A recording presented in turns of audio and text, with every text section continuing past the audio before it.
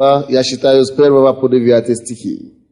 Когда дошло до слуха Санавалата и Тови и Гешема, аваритянина и прочих неприятелей наших, что я отстроил стену, и не оставалось в ней повреждений, впрочем, до того времени я еще не ставил дверей ворота. Тогда прислал Санавалат и Гешем ко мне сказать: приди и сойдемся в одном из сел на равнине Оно. Они замышляли сделать мне зло, но я послал к ним послов сказать: я занят большим делом, не могу сойти. Дело остановилось бы, если бы я оставил его и сошел к вам. 4 раза присылали они ко мне с таким же приглашением, и я отвечал им тоже. Тогда прислал ко мне Санавалат в 5 раз своего слугу, у которого в руке было открытое письмо. В нем было написано: слух носится у народов, и Гешем говорит, будто ты и иудеи задумали отпасть, для чего и строишь стену, и хочешь быть у них царем, по тем же слухам. И пророков поставил ты, чтобы они разглашали о тебе в Иерусалиме и говорили: царь иудейский. И такие речи дойдут до царя. Итак, приходи и посоветуемся вместе. Но я послал к нему сказать: ничего такого не было. О чем ты говоришь? Ты выдумал это своим умом. Ибо все они стращали нас, думая, опустятся руки их от дела этого, и оно не состоится. Но я тем более укрепил руки мои. Я понимаю, конечно, что, возможно, вы не понимаете или не поняли все то, что я читал, только если вы знакомы с этой историей. Но слушайте меня просто внимательно. Братья и сестры, всякий раз, когда человек находит свое призвание, всякий раз, когда человек находит свое призвание, и всякий раз, когда человек получает поручение с неба, и когда человек откликается на это поручение, когда человек отвечает и принимает это вызов, это поручение от неба, всякий раз, когда человек хочет угодить Богу, всегда есть неприятели, которые хотят помешать тебе только чтобы не исполнить твое поручение или твое призвание. Всякий раз, когда ты принимаешь решение, что вот теперь я буду служить Богу, вот сейчас я начну служить Богу моими финансами, или я начну ходить в церковь, или я начну что-то делать конкретно, что соответствует твоим призваниям, то, что соответствует тому, то, что Бог тебе поручает. Каждый раз, когда ты только что принимаешь решение этого делать, дьявол начинает находить людей, неприятелей, среди своих родственников, или среди своих врагов, среди своих соседей, откуда угодно, ему все равно. Он найдет людей, которые захотят срубить тебя, захотят тебя остановить, которые захотят тебя сбить с толку, которые захотят тебя сбить направление с дороги, которой ты призван ходить. Может быть, кто-то из вас слышал проповедь, которую я прочитал, Дух Санавалата. Кто слышал? Дух Санавалата.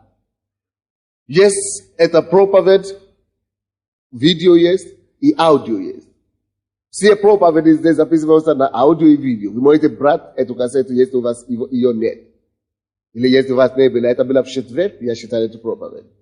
Братья и сестры, всякий раз, когда ты начинаешь приступать только дорогой, которая тебя доведет до успеха, как только что ты приступил к дорогой, которая есть дорога твоей судьбы, и где лежит твое сокровище, дьявол не может это пройти незамеченным. Дьявол обязательно найдет каких-то людей, чтобы тебя вернуть с этой дороги, чтобы тебя остановить как-то. и чтобы тебя, помешать. В этой истории Нехемия был, иудеем, который был в рабстве в Вавилоне. Он видел бедствие своего народа, Иерусалим и Израиль, и он решил молиться. И когда он молился, Бог дал ему милость в глазах царя вавилонский, потому что тогда Израиль был под колонией Вавилона. И царь сказал: уезжай домой, обратно в свою родину, чтобы обстроить ваш город, чтобы обстроить вашу страну, которая был сожжен огнем. И он вернулся и начал только что восстанавливать город, и были люди, соседи, Санавалат и его родственники арабы, они окружили его, и они хотели его уничтожить. Они не могли его убить, они не могли его... Слушай, когда ты начинаешь отвечать на Божье призвание на твою жизнь, слушай, братья, первое, что постарается делать сатана, он постарается тебя уничтожить. Какие-то неприятные случаи, какие-то несчастные случаи, какие-то проблемы начнут возникать. Когда он видит, что он тебя не может уничтожить, второе, что дьявол постарается делать, он постарается тебя увести от Бога, чтобы как-то ты разочаровался в Боге, и чтобы ты перестал ходить в церковь. И он будет использовать для этого любое оружие, которое ему только доступно. Если он знает, что ты такой, который верит статьям в газете, он тебя посунул, он найдет людей, которые напишут такие статьи в газете, что ты сам, и он найдет также людей, которые тебя засунут эту газету, которые тебе скажут: види, куда ты ходишь. Чтобы ты разочаровался и говоришь: я больше не буду ходить в церковь, я больше не буду служить Богу. Первое, он не мог тебя убить, он уже тебя отнять от Бога. Чтобы ты сам отошел от Бога.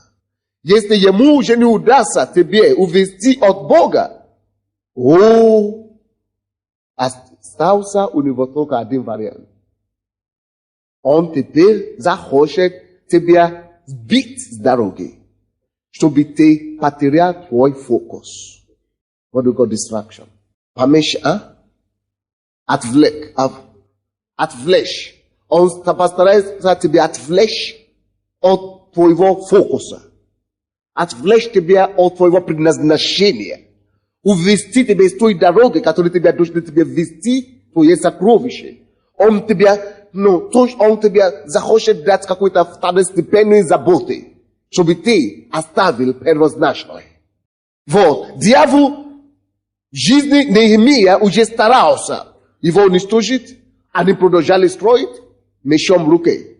Они не могли их убить. Он пытался их увести от Бога. Когда он возбуждал недовольство в народе, люди начали сказать: как это, где Бог? Почему ничего не получается? Мы постимся, мы молимся. Но люди устояли. Нехемия устоял. Теперь он постарался подружиться с Нехемией. Но чтобы Нехемия перестал заниматься тем делом, которое Бог призвал его делать.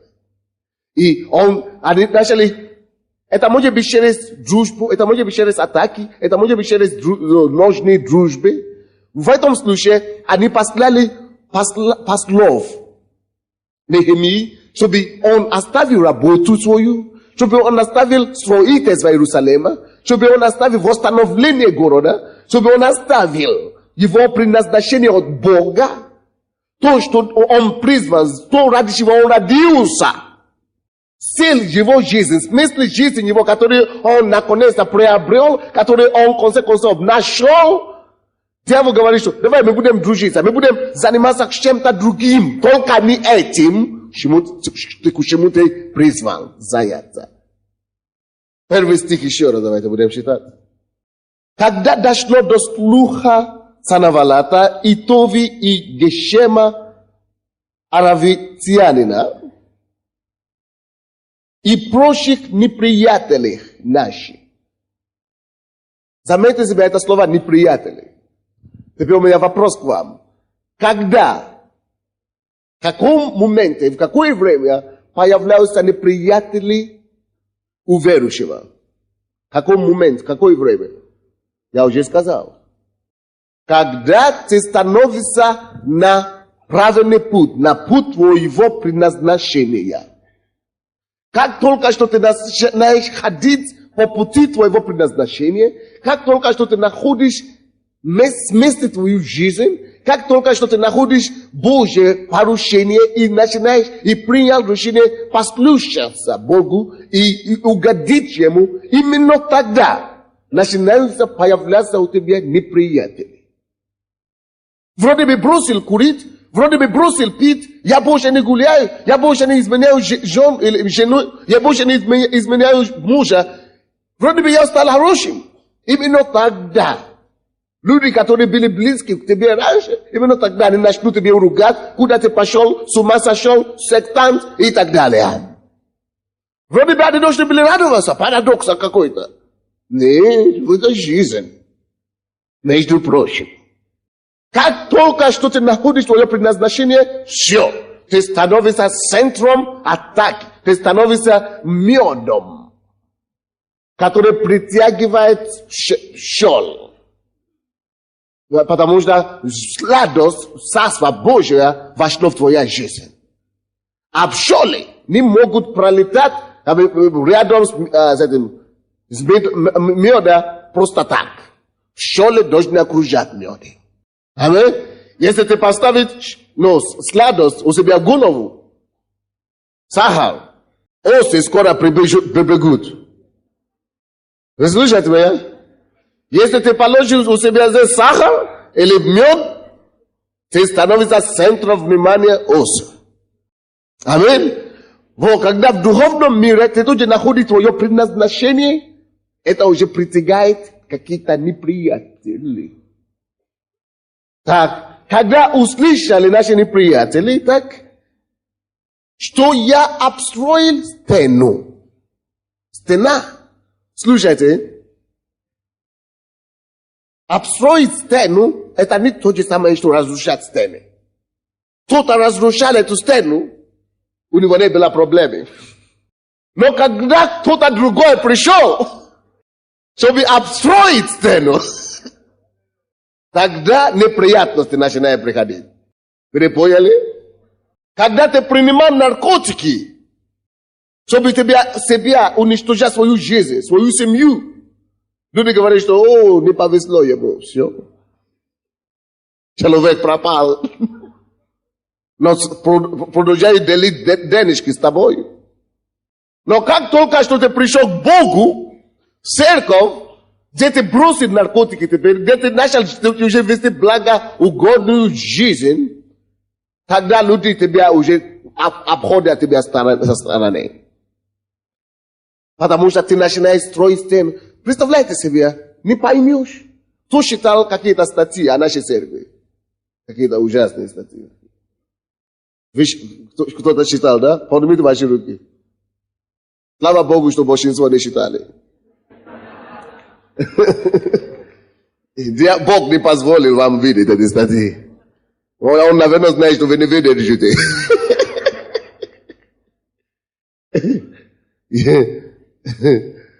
Представляете себе, когда африканцы, как мы, африканцы, продают на Ломоносове наркотики, они превратили там Ломоносов базар наркотики. И где угодно по квартирам. Никого это не волнует. Когда разрушают стены, они благоденствуют, они живут. Но когда мы начинаем восстанавливать стены, ожидая неприятелей.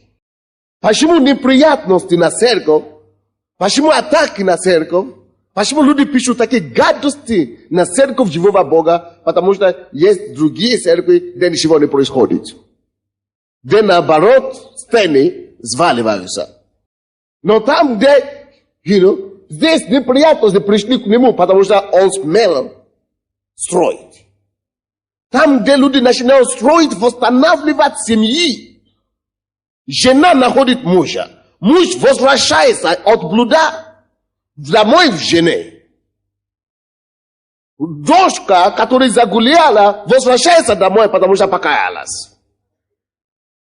Сын приносит деньги домой, потому что он больше не работает, он теперь начинает работать. Когда стены семьи начинают восстанавливаться, тогда неприятели начинают восставаться на церковь. И это норма. Я не расстраиваюсь.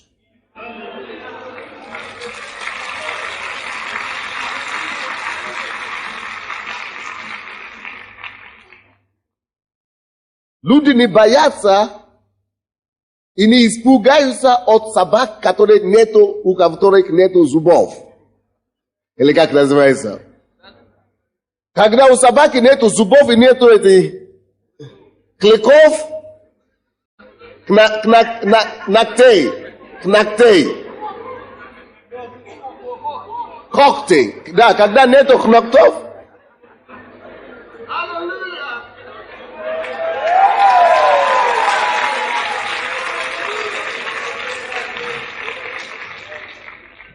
то нечего его бояться, потому что ты превратился в кошку. Нечего бояться такой собаки. Но когда лев, который имеет большие зубы, клыки и так далее, люди начинают убегать. Дьявол начинает ходить с ума. Нечего бояться организаций, клубы религиозные, где ничего не происходит. Дьявол не боится таких организаций, сборища, понимаете? А там, где действительно дела дьявола разрушаются, там, где стены восстанавливаются, это то, что беспокоит сатаны. Именно поэтому на таких людей, которые восстанавливают стены, дьявол начинает посылать неприятелей. И начинает называть вас то, кого вы не являетесь. Начинает говорить, что вы наоборот сборище. Это вы наоборот проблемы создает, разрушаете стены, когда вы строите стены. Аминь. Слушай, это не только относится к церкви, это относится к твоему бизнесу тоже. Если ты нуждался все твои 35 лет жизни, ничего не удалось, с одной работы катался на другие, ничего не получилось. Как только что ты находишь твой путь, твое правильное призвание, как только что ты находишь свою работу, все начинает вылетать.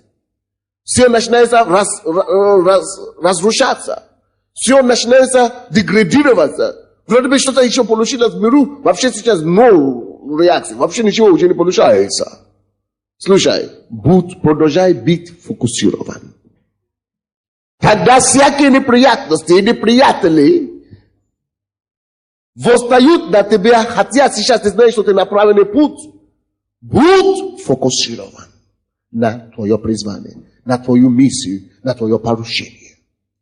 Когда ты знаешь, что ты пришел именно в должное место, именно здесь у тебя начинается быть массу неприятностей, чем было раньше когда-нибудь, будь фокусирован. Потому что Неемия начал строить стену. Дьявол ненавидит людей, которые строят стены, которые восстанавливают стены. Стены разрушенной семьи, дьявол ненавидит их. Стены разрушенной личности.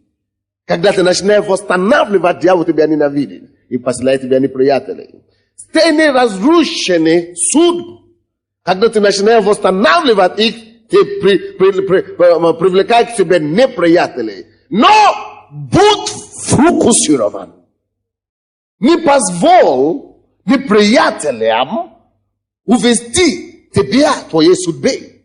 Не позволь неприятелям составить тебя, прекратить твою миссию и твое поручение. Просто будь уверен, что ты делаешь то, что Бог хочет, чтобы ты делал.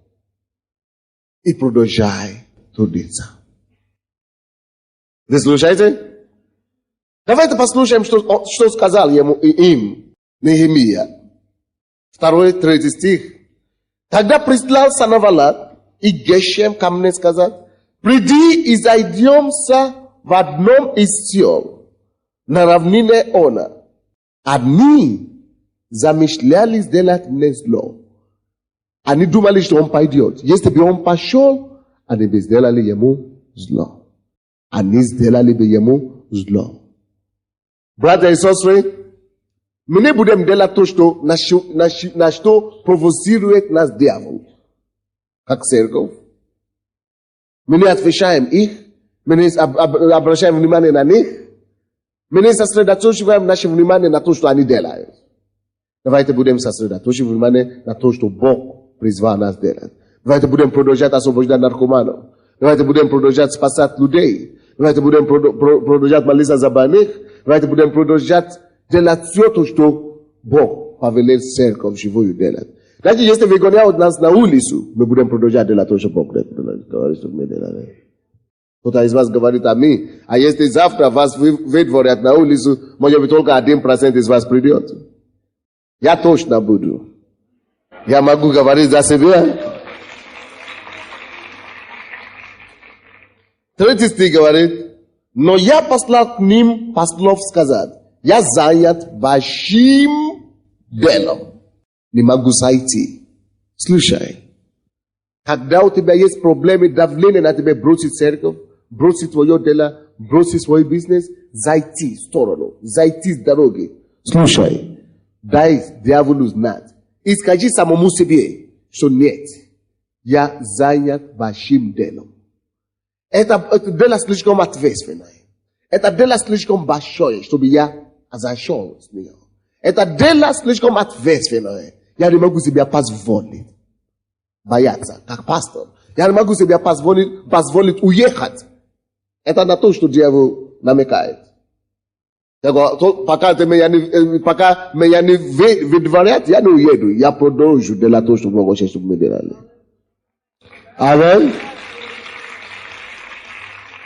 Это то, что дьявол, мое дело слишком ответственное. Я слишком занят большое дело. Слушай, причина, почему многие из нас заходят с пути нашего призвания, это потому что мы недостаточно высоко оцениваем того, к чему мы призваны. Потому что ты недостаточно высоко оцениваешь твое спасение, поэтому ты отходишь из церкви. Потому что ты недостаточно высоко оцениваешь благословение, когда мы собираемся в церкви. Поэтому ты не ходишь в церковь. Люди, которые отходят от Бога, это потому что они слепы, они закрыты, они не понимают, насколько высоко цена спасения, которую они имеют. Он говорит: я слишком занят. Я занят не просто каким-то маленьким делом. Слушай. Я занят большим делом. Слушай, даже если ты призван быть уборщицей, если это будет твое призвание, если это будет то, где Бог хочет тебя оставить, то это не маленькое дело, это большое.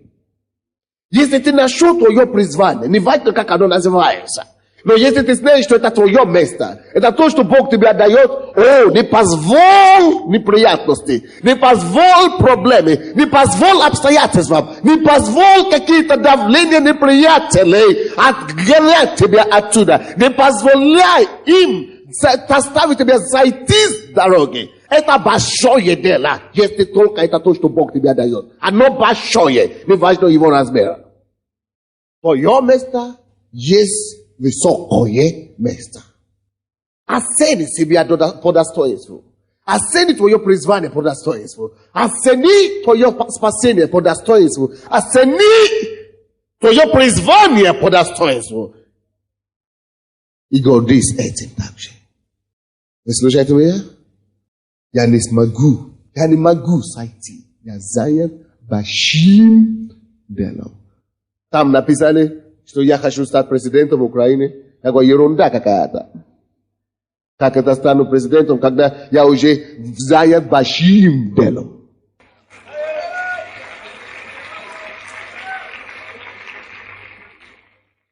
Это унижение. Пускаться сверхнадежности в нишу.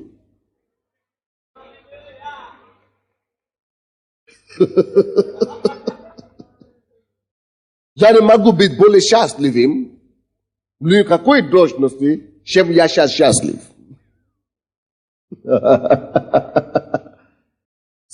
Пойми, ты можешь быть счастливым только тогда, когда ты находишься на твоем месте. Место твоего призвания.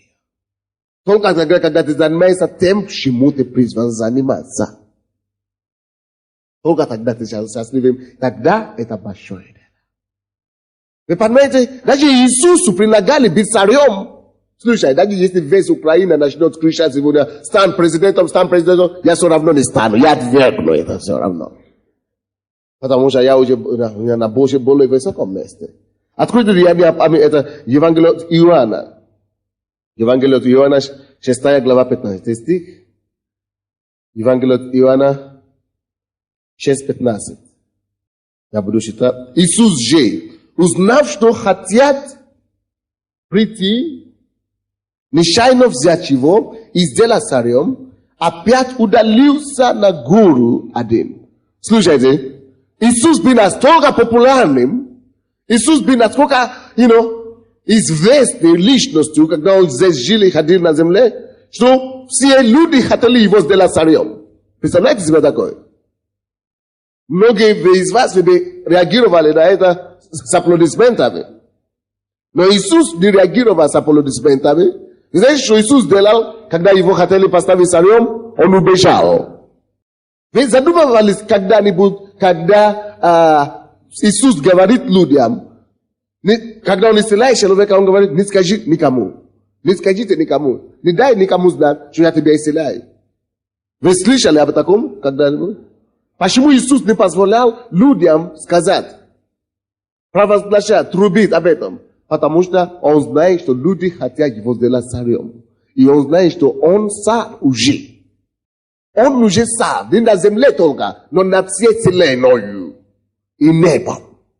Как это тогда быть царем Палестины, маленькой территории, когда он уже царь вселенной. Ерунда. Поэтому Иисус и убежал.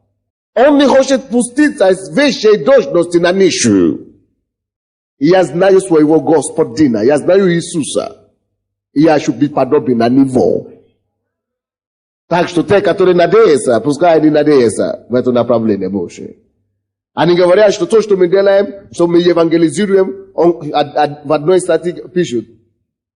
Их деятельность напоминает мне выборочные компании, избирательные компании, говорит. Он говорит, что они раздают листовки, они приглашают, кого они хотят выдвинуть кандидатом или президентом. Он Кулабенса спрашивал. У нас уже есть это Сандеек, он может стать президент. Мы не раздаем листовки, чтобы люди голосовали за кого. Мы раздаем листовки, чтобы люди спаслись от мира этого злого.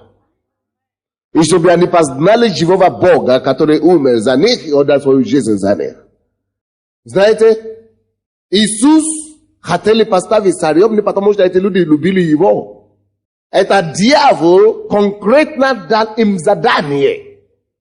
Это дьявол конкретно толкал их тому, чтобы они захотели его поставить царем, потому что они понимают, что если его поставят царем, он не исполнит его предназначение.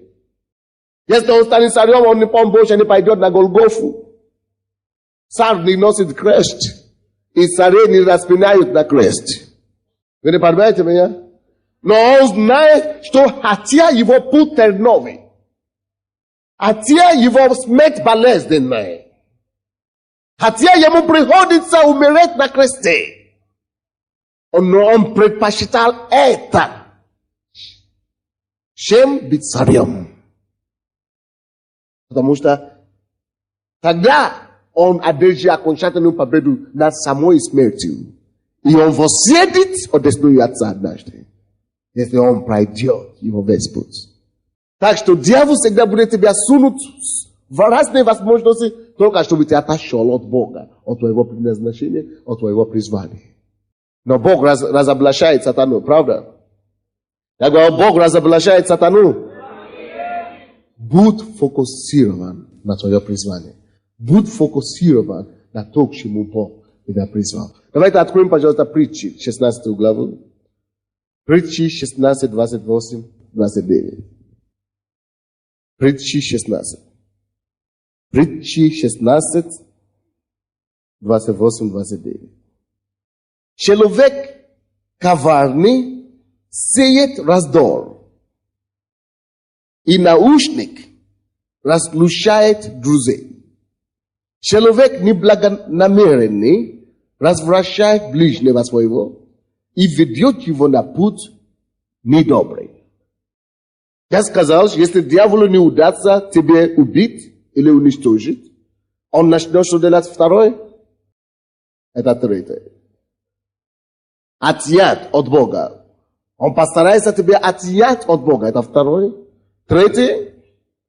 Он начнет тебя увлекать в сторону, чтобы ты бросил первичное и начал заниматься вторичным.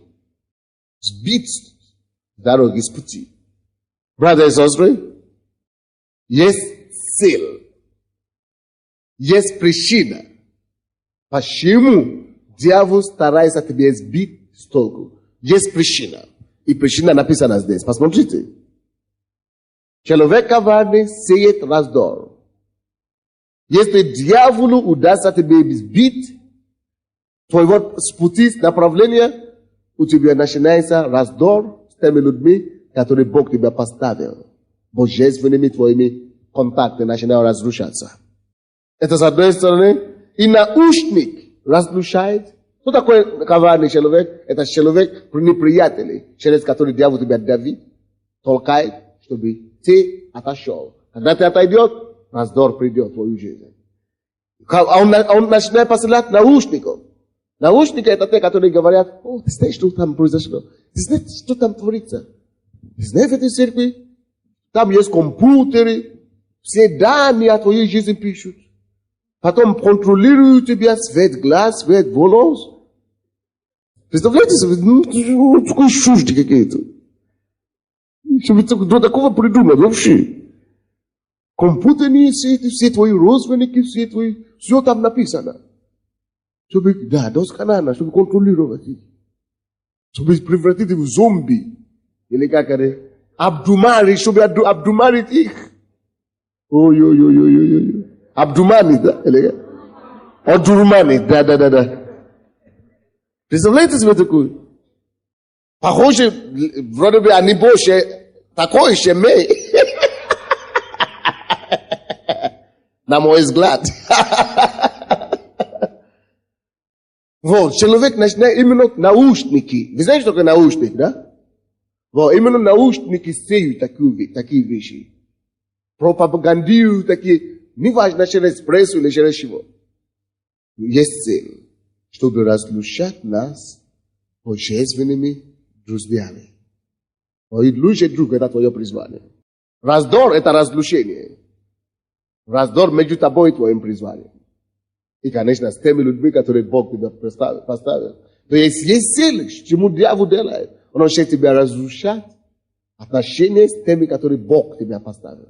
Если дьявол тебе удастся тебя увести от церкви, он, получается, ему уже удалось разрушить тебя от друзей, от семьи вообще. 29. Человек неблагонамеренный развращает ближнего своего и ведет его на путь. Какой? Какой путь?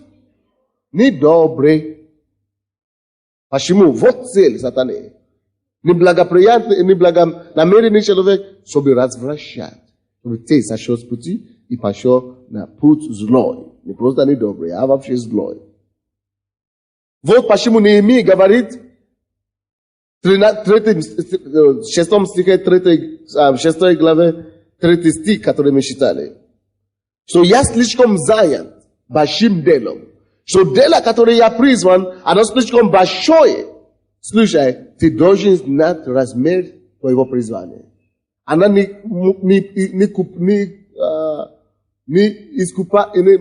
быть оценено деньгами или серебром. Слишком дорого наше спасение, нашего спасения. Слишком дорого цены нашего призвания. Знай, что ты занят большим делом, и тебя никогда будь фокусирован. Тебя никогда сойти с дороги. Никогда сойти с дороги. Никогда заняться не тем делом. Я слишком занят большим делом. Аминь. Притчи 10 главу, откройте. Притчи 10 глава, 4 стих. Будь постоянным, будь стабильным, будь фокусирован. 10 глава, 4 стих. Ленивая рука делает бедным, а ленивая рука что делает? Поэтому, если вы не работаете, скорейшим образом придет ваша бедность. Если вы ленивый человек. Вот почему я толкаю все. Идите работать. Потому что это не делает Богу честь. Когда мы ленивые. Бог не любит ленивых людей. Бог любит работающих людей. Так, ленивая рука делает бедным, а рука прилежных обогащает. Что такое быть прилежным? Что такое прилежность? Прилежность – это быть фокусированным, иначе говоря. Это быть серьезным, определенным делом. Прилежность – это быть полностью предан делу. Вы понимаете? Я не знаю, по-русски, прилежность – это точно обозначает? Это быть полностью предан делу. Это прилежность. И посмотрите, что делает прилежность. Рука прилежных, чего делает? Обогащает. Что ты можешь стать богатым только тогда, когда ты начнешь делать своим делом, заниматься своим делом и не прекратишься, несмотря на какое давление, в которое ты попадаешь. Вы понимаете меня? Прилежность значит, даже при наступлении атак, неприятности всякие, что ты прилежный. Ты все равно держишься. Ты все равно продолжаешь с Богом. Ты все равно продолжаешь делать то, чему ты призван делать. Прилежность. Это терпение. Это долготерпение. Это продолжать делать то дело, которое ты знаешь, что ты должен делать, даже когда нет благоприятной ситуации. Именно рука прилежных обогащает. Бог смотрит. Кому он дает богатство? И, конечно, это я говорю о богатстве, которое Бог дает. Это он дает богатство тем, которые прилежны. Которые они могут неотступно преследовать цель. Неотступно продолжать делать то, что они призваны делать. Те, которые могут быть фокусированы. Многие из вас, вы занимаетесь этим. Будь фокусирован, потому что богатство приходит только в руки прилежных. Богатство приходит только в руки кого? Бог смотрит, насколько ты прилежный в этом деле. Во время, когда все получается, ты прилежный. Когда ничего не получается, ты все равно веришь Богу. То, Господь, ты поднимешь меня. Ты поднимешь меня. Я буду заниматься своим делом. Прилежность. Вот о чем говорит один из бизнесменов, который в декабре еще на трамвае не было у него билета, деньги купить билет. А сейчас уже месяц, за месяц уже считает больше 100 тысяч. Благодаря прилежности. Он не сидит дома. Он говорит, что не сиди дома, ходи, ищи работу. И ходи, говори о себе. Занимайся чем-то. Прилежность, потому что человек знает Божий принцип. Бог сам дает, он раздает богатство, но он смотрит по одному принципу. По какому принципу? Прилежность. Насколько ты прилежный в твоем деле. Не уступчивость. И ты, там, где ты потеешь, там ты и покушаешь. Прилежность. Не просто сидит праздно дома. Нет. Только рука прилежных обогащает Бог. Прилежность. Скажи твоему соседу, научись быть прилежным. Скажи еще кому-то сзади, впереди.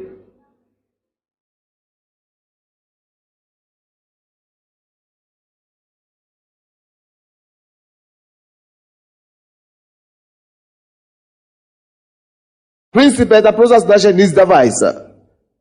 Не сдавайся, будь фокусирован. Если у тебя есть служение от Бога, будь фокусирован на это служение. Не сдавайся, служи Богу. Если нет результатов, которые ты хотел, продолжай служить Господу. Будь фокусирован. И потом Бог даст нужный ответ в нужное время. Притчи 22, откройте, пожалуйста. Притчи 22. 22 глава.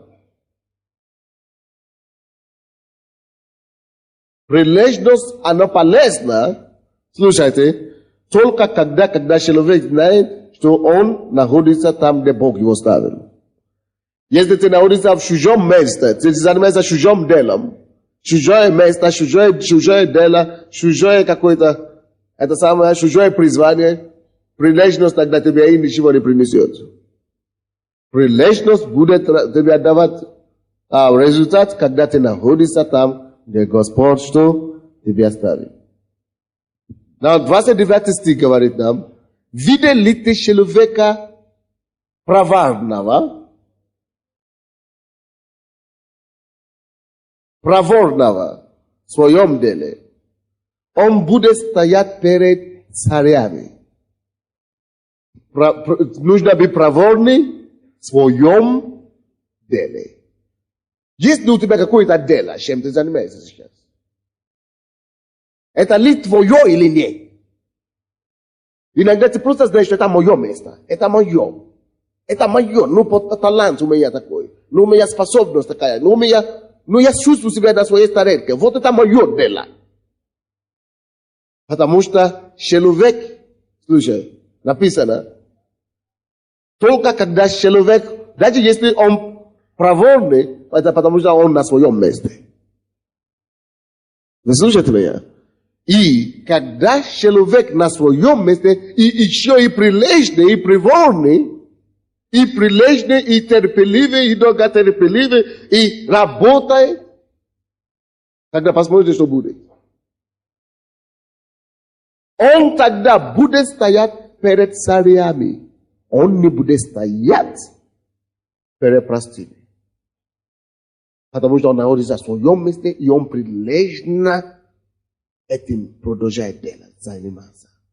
Он будет стоять не перед простыми, а перед большими людьми, перед царями. Братья и сестры, слушай. Ленивый человек, не человек, который не прилежный, человек, который не проворный, в своем деле, он не может рассчитывать на возвышение от Бога. Там, где ты есть, то маленькое, которое ты занимаешься, это достаточно, чтобы тебя поставить выше твоих конкурентов. Даже если ты уборщица, но ты нашел свое место, и ты это прилежно занимаешься, Бог тебя поставит перед царями. Он тебе даст такие награды, такие возвышения, такие, как мы говорим, государственными примерами, премии. Он тебе даст такие премии, что ты будешь стоять перед самыми высокими, самыми большими.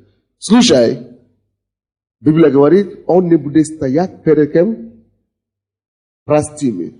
Это значит, ты не можешь быть простым и ничтожным, если ты проворный и прилежный человек. Ты не будешь простым человеком, даже если ты уборщица. У тебя всегда будет честь, у тебя всегда будет возвышение, у тебя всегда будет качество, потому что ты хорошо умеешь делать твое дело. Посмотрите на людей, которые Бог использует в церкви сегодня. Чтобы стать пастором, чтобы быть пастором, чтобы быть лидером домашних групп, координаторов и так далее. Потому что они были в этом деле праварным и прилежным. Они занимались такой прилежностью, они все простые люди. Но многие из них даже высшее образование не имеют. Но Бог так понял их, что не поверишь. Многие из них стали пасторами.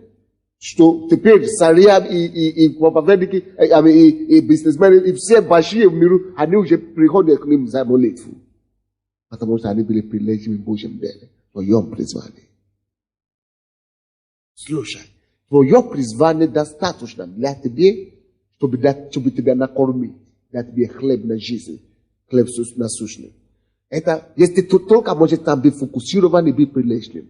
Если ты только будешь на тайну прилежности, дорогой, то маленький дар и призвание, и способность, которую Бог вложил в тебя, если ты там прилежный, фокусирован, если ты это делаешь действительно как для Господа, ты никогда не будешь из маленьких, из простых людей. У тебя всегда будет такая честь, но такая привилегия, такие уважения всегда у тебя будет, что люди подумают, что ты не такой работой это делаешь, что ты какой-то большой, более высокий человек. Только потому что ты прилежный, потому что Бог обещал. И Бог, Он не меняется в своем слове. И Бог говорит, что Он возвеличивает свое слово выше свое имени. Вы знаете, поэтому, потому что Он уже обещал, Он же обвязал себя, что прилежным. Если я увижу прилежных людей, я обязательно приложу богатство прилежным. Он обвязает себя этим. Что если я найду прилежным, я дам ему богатство, где бы он не был. Не только материальное богатство, духовное богатство, семейное богатство, богатство во всем плане. Потому что он только потому, что он научился быть прилежным и фокусированным. И такие люди, ты не будешь видеть их среди простыми. Это самое. Я учился в институте, не только я хорошо учился, не только это самое, но я родился не в хорошей привилегированной семье. Я рос с друзьями, я имею разных людей. Я такой же простой человек, как все, но благодаря тому, что маленький, который Бог мне показал делать, я делаю это. Когда мы начали церковь, нас было 7, от 7 до 15 человек, мы начинали собраться. Пастор Альберт там был, пастор Самсон там был. Ничего не было вроде бы и так далее. Были другие церкви, большие, я не смотрю на другой, на своем я становлюсь прилежный. Бог не прошел мимо нас. Бог заметил эту прилежность и возвестил на свое время. И я не стою теперь перед простыми людьми. Если я стою перед простыми людьми, это потому что я хочу. Не потому что я там принадлежу. И ты тоже не исключение. Бог тебя поднимет, если ты научишься быть прилежным. Вы понимаете, что я говорю? Откройте, пожалуйста, Деяния апостолов. 21 главу.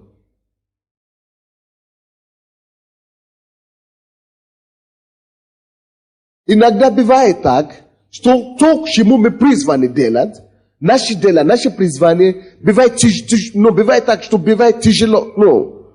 Тяжело бывает нам. То есть, вроде бы есть более легкие пути, более доходчивые пути. Есть другие более, такие легкие, варианты. Но если это твое, ты знаешь, что это твое, не важно, насколько она тяжело, не важно, насколько она неприятна. Если ты будешь удержаться за этим, Бог все равно поставит тебя перед царями. 21 глава мы видим историю Павла. С 11 стиха. Давайте будем читать по 13. И вошед к нам, взял пояс Павлов и, связав себе руки и ноги, сказал: так говорит Дух Святой, мужа, чей этот пояс, так свяжут в Иерусалиме Иудеи и предадут в руки язычников.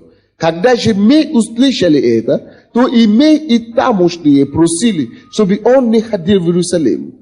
Но Павел, видите, было пророчество в том, что его свяжут, Павла свяжут, он попадет в тюрьму, если он поедет в Иерусалим. И поэтому люди, которые вокруг были, просили у него, они умоляли ему: пожалуйста, не едь в Иерусалим, не едь туда, ты попадешь в тюрьму. Но он знал свое призвание. Он говорит, что горе мне, если я не буду проповедовать. Он говорит, что горе мне, если я не буду нести Евангелие даже в Иерусалим. Но Павел в ответ, 13 стих, сказал, что вы делаете? Что плачете и сокрушаете сердце моем? Я не только хочу быть узником, но готов умереть в Иерусалиме за имя Господа Иисуса. Я готов умереть даже. Он готов делать все. Он готов, потому что он знает, что это его призвание. Имя Иисуса, это его судьба. И он готов делать все для имени Иисуса. Он готов. Вы знаете, что случилось? Пока он ехал на дороге, Бог явился ему, 23 главе. Бог явился ему, и в 11 стихе там, оказывается, что Бог, потому что он был прилежным, Бог явился ему и говорит, что так как ты свидетельствовал в Иерусалиме, ты будешь свидетельствовал в Риме, то есть Бог поставил ему такое обстоятельство, чтобы он мог свидетельствовать и царям. Вы слышите? Его связали, но даже в узах он стал. Он не стоял перед простыми людьми, он стоял перед царями. Потому что он рискнул и поехал туда. Слушай, без риска ты не добьешься ничего значительного в этом мире. Вы меня не слышали. Если ты не готов рискнуть, если ты не готов рисковать, ты не готов также наслаждаться успехом. Тот человек, который не готов рискнуть, тот не готов для возвышения. Без риска ты не можешь добить или добивать ничего значительного в этом мире. Я помню, кто-то сказал, что можно поститься и молиться. Я говорю, я попробую первый раз. Я не буду кушать ничего. Я никогда не кушал. Я никогда не постился, чтобы не кушать ничего целый день. Я всегда кушал хотя бы раз в день. Я стал проповедником. И я знал, что есть силы молитвы и посты. Я говорю, хорошо, я буду поститься. 2 дня. Не буду ничего кушать. Это теперь ерунда, 2 дня. Что такое 2 дня поститься? Когда мы только что постили 40 дней сейчас. Но это было в начале. Я был молодым верующим. 40 год или что-то такое верующим. Сколько ты верующий? Я говорю, Господь, я постараюсь. Я рискну. Первый раз, когда я постился 2 дня, не кушал ничего, даже не пил ничего. Я решил полностью поститься. Я пошел на служение и первый раз видел, что Бог может, оказывается, не только больших людей использовать. Кеннет Копланд, Кеннет Хейген, Билли Грэм и так далее. Оказывается, что Бог может использовать любого человека. Я начал видеть то, что Бог делает через моих пасторей, люди помазаны, что это делает через меня. Я говорю, о Боже мой, оказывается, что не только помазаны, как это возможно. Всем возможно. Только если ты можешь проявлять прилежность твоему делу. Оттуда Бог поднимает. Я думаю, что я умру на второй день. Я рискну, и я не умер. Есть многие вещи такое, которые Дух Святой будет тебя побеждать. То, что требует прилежность, что ты подумаешь, что ты умрешь полностью. Но если это ты показываешь прилежность по твоему делу, как Дух Святой тебя ведет, ты не умрешь. Я могу тебе это гарантировать. Ты будешь жить. И ты увидишь огромные успехи. И Павел так и получилось. Он стал перед царями. Иисус Христос, его хотели поставить царем. Вроде бы это хорошо. О, царь, представляешь? Во дворе буду жить. Он говорит, нет. Я лучше буду кататься по городу. И ложить мою голову не на подушку, а на камень. Чем отойти от твоего призвания. Он был фокусирован. Даже когда он шел в Иерусалим, один из его апостолов, Петр, подошел к нему и говорит, эй, Иисус, не едь туда. Если тебя убьют, туда не едь. Отойди от меня, сатана. От Матфея есть, и от Марка есть. 8 глава 31-33 стихи. Он говорит, нет, чтобы я не дошел до Иерусалима, где меня убьют. Нет, никто меня не остановит. Ничего меня не остановит. Не страх перед смертью, не страх перед тюрьмой. Я добьюсь своего, я осуществлю свое призвание.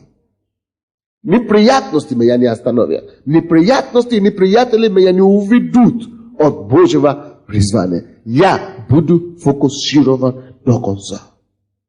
Если ты уже нашел чему-то, чему Бог тебя призвал, то прими решение сегодня, что Господь, я начну быть фокусирован. И я не отойду с дороги, я не сойду с дороги. Если ты нашел твое призвание, скажи Богу это. Если ты даже еще не нашел твое призвание, ты не нашел ничего, ты не нашел свое дело, то есть что-то четко, что ты нашел. Ты знаешь, что ты нашел? Ты нашел спасение.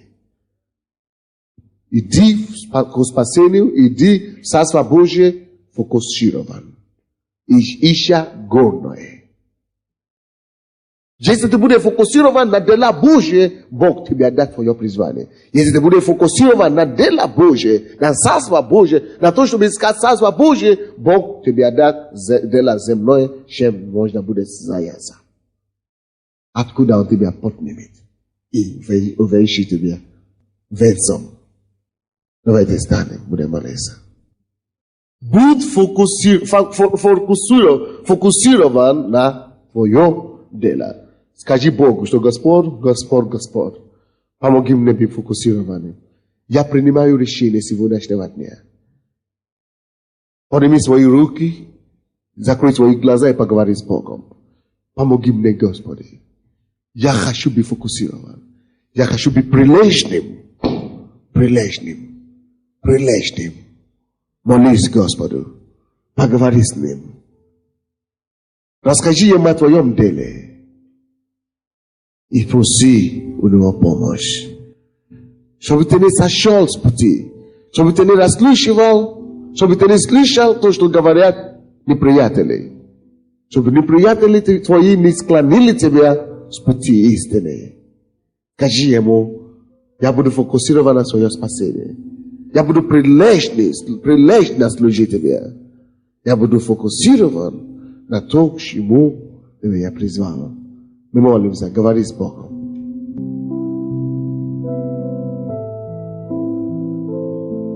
Помни, у тебя большое дело. Если ты нашел твое призвание, это большое дело. Неемия сказал, я занят большим делом. Я не могу сойти с него. Занят большим делом. Благодари Господа за твое дело. Благодари Господа за твое призвание. Оно большое. Даже если это уборочная работа, оно большое все равно. Будь прилежным там, и найдет тебя твое богатство. Поговори с Богом.